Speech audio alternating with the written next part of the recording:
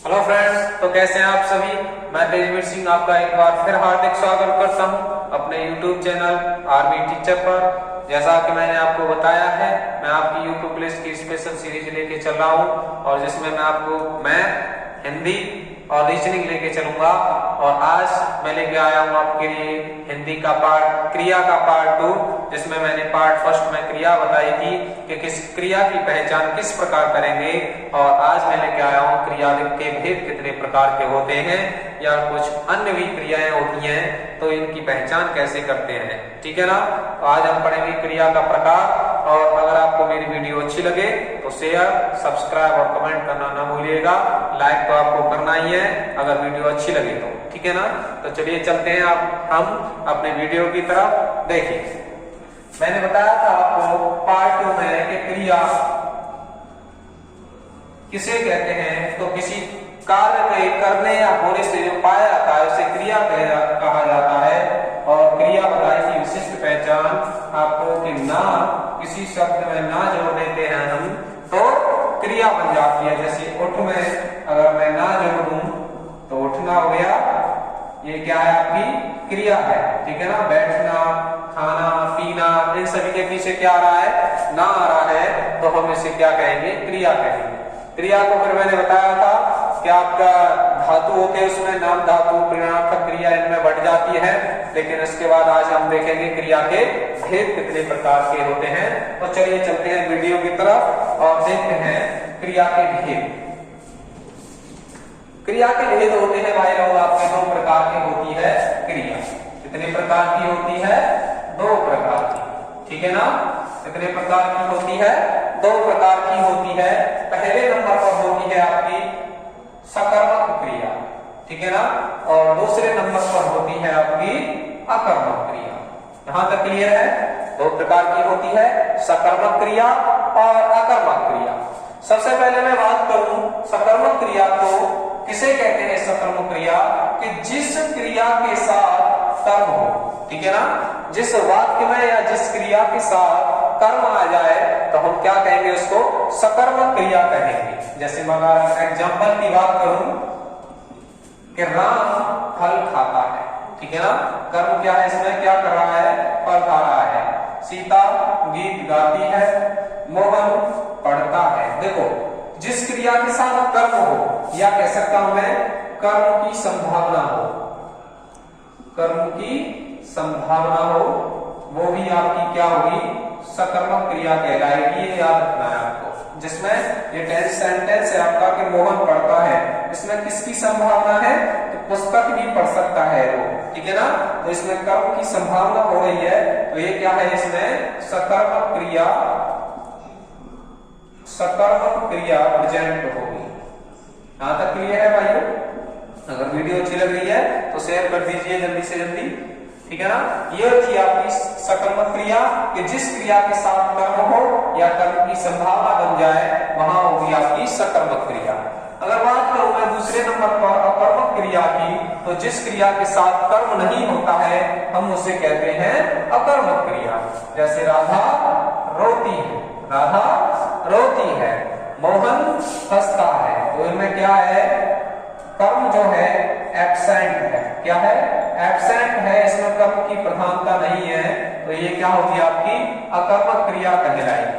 अगर बात करूं सकर्मक, तो कर्म हो या कर्म की संभावना बने तो आपकी होगी सकर्मक क्रिया। ठीक है ना।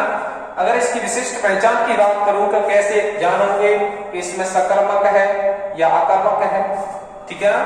तो आप इनमें क्या लगाकर भी सेंटेंस से सवाल पूछ के क्या जोड़ के इससे पूछ सकते हो आप कि सकर्मक है या अकर्मक है। इससे विशिष्ट पहचान हो सकती है। जैसे मैं कह दूं कि राम क्या खाता है, तो फल खाता है। क्या का जवाब मिल रहा है आपको, तो क्या होगी, इसमें सकर्मक होगी। सीता क्या गाती है, तो गीत गाती है। मोहन क्या पढ़ता है, तो पुस्तक की संभावना बढ़ रही है, तो आपका इसमें सकर्मक क्रिया होगी। ठीक है ना। चलिए आगे चलते हैं। अब देखेंगे हम ये होती है आपकी क्रिया। क्रिया कितने प्रकार की है, होती है दो प्रकार की। लेकिन क्रिया के अन्य भेद भी हैं कुछ अलग, ठीक है ना। तो हम एक एक करके उन सभी को पढ़ेंगे और देखेंगे किस प्रकार आपसे बनते हैं एग्जाम, ठीक है ना। देखते हैं क्रिया के जो अन्य भेद है, हम एक एक करके सभी को पढ़ेंगे कि किस प्रकार आपकी पूछी जाती है। क्रिया के अन्य भेद की बात करूं तो पहली को पढ़ेंगे हम सहायक क्रिया। सहायक क्रिया पढ़ेंगे, क्या होती है आपकी सहायक क्रिया, ठीक है ना।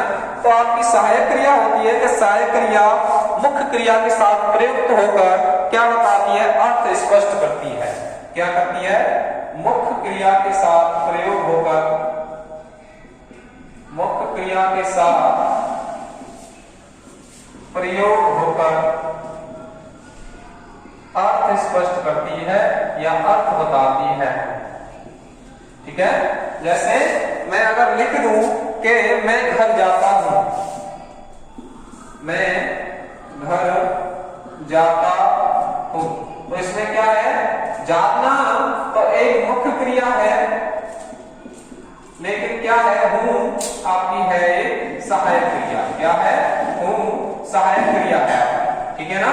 क्या है, हूं सहायक क्रिया है। अगर मैं कह दूं वे हंस रहे थे, क्या, वे हंस रहे थे, ठीक है ना, वे हंस रहे थे, तो इसमें हंसना क्या है भाई, मुख्य क्रिया है। हंसना क्या है, मुख्य क्रिया है, और रहे थे इसमें क्या है, सहायता दे रही है उसे, तो सहायक क्रिया है, सहायक क्रिया है। स्पष्ट है ना आपको। सहायक क्रिया तो मुख्य क्रिया के साथ प्रयोग होकर क्या बताती है, अर्थ बताती है। मुख्य क्रिया के साथ प्रयोग होकर उसका अर्थ बताती है, मुख्य क्रिया के साथ प्रयोग होकर उसका अर्थ बताती है। सहायक क्रिया समझ में आ गई क्या होती है। अब अगला पढ़ेंगे हम पूर्वकालिक क्रिया। नंबर 2 पर आपकी है आपकी पूर्वकालिक क्रिया। कौन सी आती है, पूर्वकालिक क्रिया।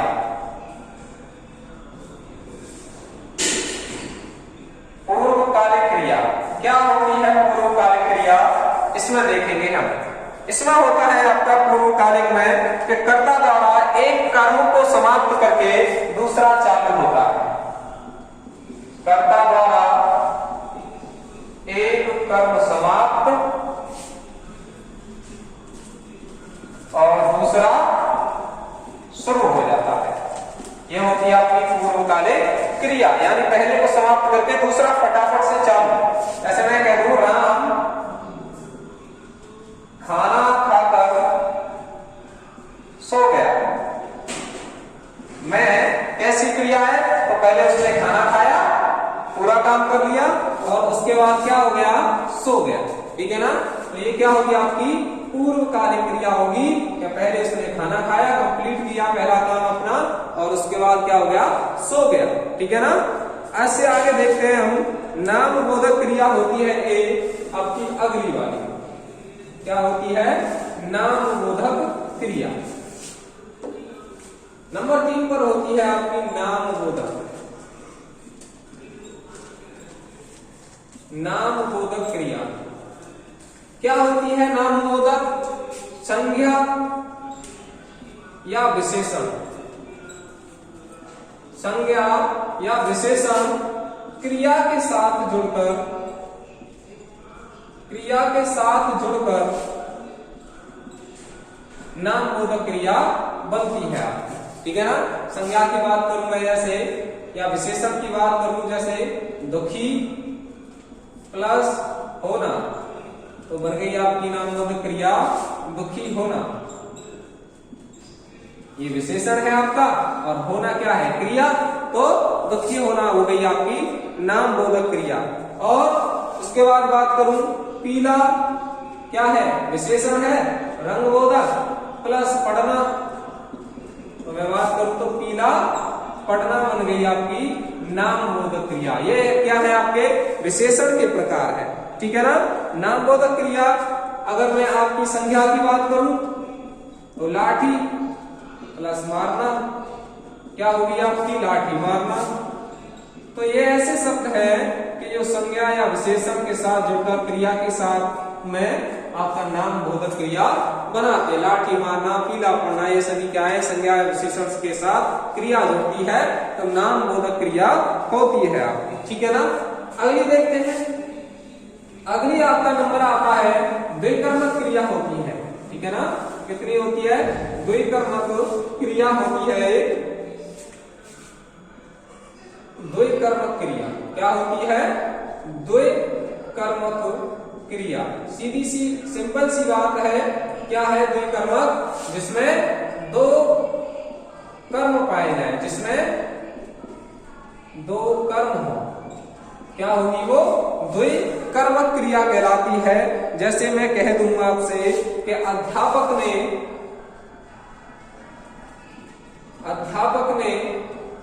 छात्रों को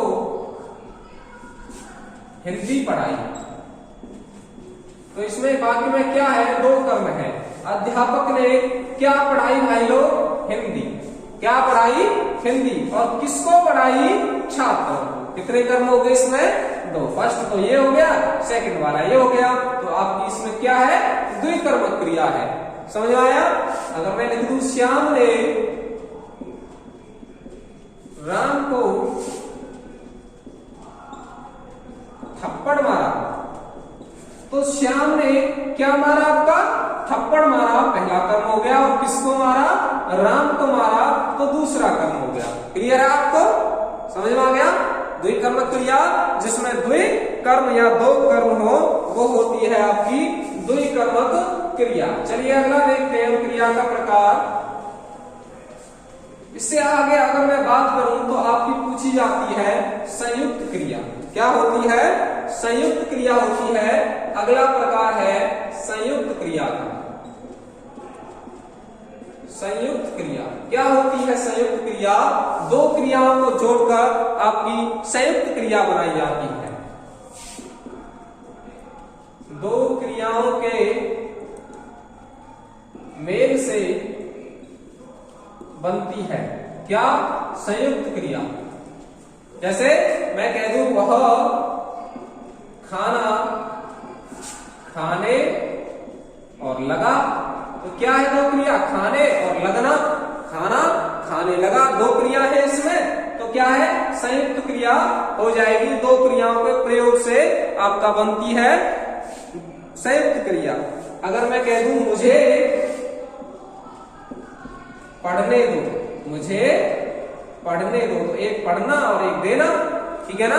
दो क्रियाओं से मेल बन रही है तो संयुक्त क्रिया होगी। अगर मैं बात करूं अगला, तो मैंने किताब पढ़ ली, तो इसमें कितनी क्रिया है? दो है, पढ़ना और लेना। तो क्या है आपकी? ये संयुक्त क्रिया हो जाएगी। खाने लेना, खाने लगा, पढ़ने दो, पढ़ ली, ये क्या है? आपकी संयुक्त क्रिया हो जाएगी। ये है आपका संयुक्त क्रिया का उदाहरण। और अगली एक है आपकी क्रियार्थक क्रिया। क्या है? क्रिया अर्थक क्रिया, जिसमें क्रिया का क्या निकलता है? अर्थ निकलता है। क्या निकलता है? अर्थ निकलता है। क्रियार्थक क्रिया में क्या कहता है? क्रियार्थक क्रिया। क्रियार्थक क्रिया यानी संज्ञा या विशेषण संज्ञा के तरह, संज्ञा की तरह कार्य करती है। ठीक है ना। क्रियार्थक, और इसका अर्थ निकलता है। क्या निकलता है? अर्थ निकलता है। जैसे मैं अगर एग्जाम्पल की बात करूं, तो अगर मैं कह दूं टहलना स्वास्थ्य के लिए लाभदायक है। ठीक है ना। तो मैंने बताया था जिसके पीछे ना आ जाए वो आपकी क्रिया होती है। संज्ञा के इस तरह हो रही है और अर्थ निकल रहा है। अगर आप टहलोगे तो स्वास्थ्य के लिए लाभदायक होगी, तो क्या होगी इसमें? आपका क्रियार्थक क्रिया होगी, क्योंकि क्रिया का अर्थ निकल रहा है कि अगर आप टहलोगे तो लाभदायक होगी टहलना। ठीक है ना। तो अगर मैं आप अगला बात करूं तो है देश के लिए मरना देश के लिए मरना कीर्तिदायक है। क्या है? कीर्तिदायक है। महान बनोगे अगर देश के लिए मरोगे तो क्या है, जिसके पीछे ना आ जाए वो होती है क्रिया। अर्थ निकल रहा है कि अगर आप देश के लिए मरोगे तो क्या महान बन जाओगे। अर्थ निकल रहा है तो क्या होगी, इसमें आपकी क्रिया अर्थक क्रिया होगी। ये थे आपकी क्रिया के जो विभिन्न प्रकार थे। अगर आपको हमारी वीडियो अच्छी लगी है तो शेयर कर दीजिए और सब्सक्राइब करना मत भूलिएगा और हमारे साथ बनी रहिए हमारे यूट्यूब चैनल आर्मी टीचर पर। हम जल्द ही आपके लिए अगली सीरीज लेके आएंगे और हम आपको बताएंगे कि क्या पढ़ाना है और अगली नेक्स्ट वीडियो में आपसे जल्द मिलते हैं। तब तक के लिए मैं आपसे विदा लेता हूँ। धन्यवाद।